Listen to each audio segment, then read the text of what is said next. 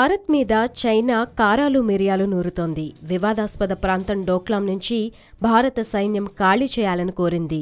అయినా భారత్ చైనా వ్యాఖ్యలను పట్టించుకోలేదు. దీని విషయంలో భారత్ చైనా మధ్య తీవ్ర ఉద్రిక్త పరిస్థితులు నెలకొన్నాయి. ఈ నేపథ్యంలో టిబెట్ సరిహద్దులో చైనా సైన్యం యుద్ధ విన్యాసాలు చేపట్టింది. టిబెట్లో లైవ్ ఫైర్ ఎక్సర్సైజ్ను నిర్వహించినట్లు పీపుల్స్ లిబరేషన్ ఆర్మీ చైనా మీడియాకు తెలిపింది. అయితే ఏ సమయంలో వీటిని చేపట్టారనే విషయాన్ని మాత్రం వెల్లడించలేదు. ఈ డ్రిల్లులో చైనాకి సంబంధించిన 2 సైనిక దళాలు పాల్గొన్నాయని గ్లోబల్ టైమ్స్ పేర్కొంది.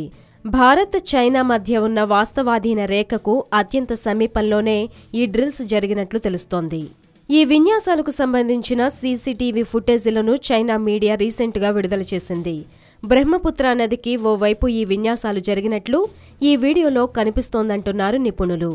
బంకర్లను ధ్వంసం చేసేందుకు ఉపయోగించే యాంటీ ట్యాంక్ గ్రెనేడ్లు, క్షిపణులను ప్రయోగించడం, ప్రత్యర్థి సైనిక విమానాలపై దాడులు చేయడం తదితర విన్యాసాలు ఈ వీడియోలో ఉన్నాయి. దాదాపు 11 గంటల పాటు ఈ డ్రిల్ జరిగినట్లు సమాచారం. ఇదే తరహా విన్యాసాలను టిబెట్ సైన్యం కూడా జూలై 10న నిర్వహించింది. డోక్లాం సరిహద్దు విషయమై నెల రోజులుగా ఈ వివాదం నడుస్తోంది. ఈ నేపథ్యంలో ఈ లైవ్ ఫైర్ డ్రిల్ చేపట్టడం చర్చనీయాంశంగా మారింది. డోక్లాం సరిహద్దు నుంచి భారత దళాలు వెనక్కి వెళ్లాలని, లేదంటే తీవ్రమైన పరిస్థితులు ఎదుర్కోవాల్సి వస్తుందని చైనా హెచ్చరిస్తున్నా భారత్ వాటిని ఖాతరు చేయడం లేదు. ఈ 2 దేశాల మధ్య ఎప్పుడేం జరుగుతుందో తెలియని పరిస్థితి నెలకొంది.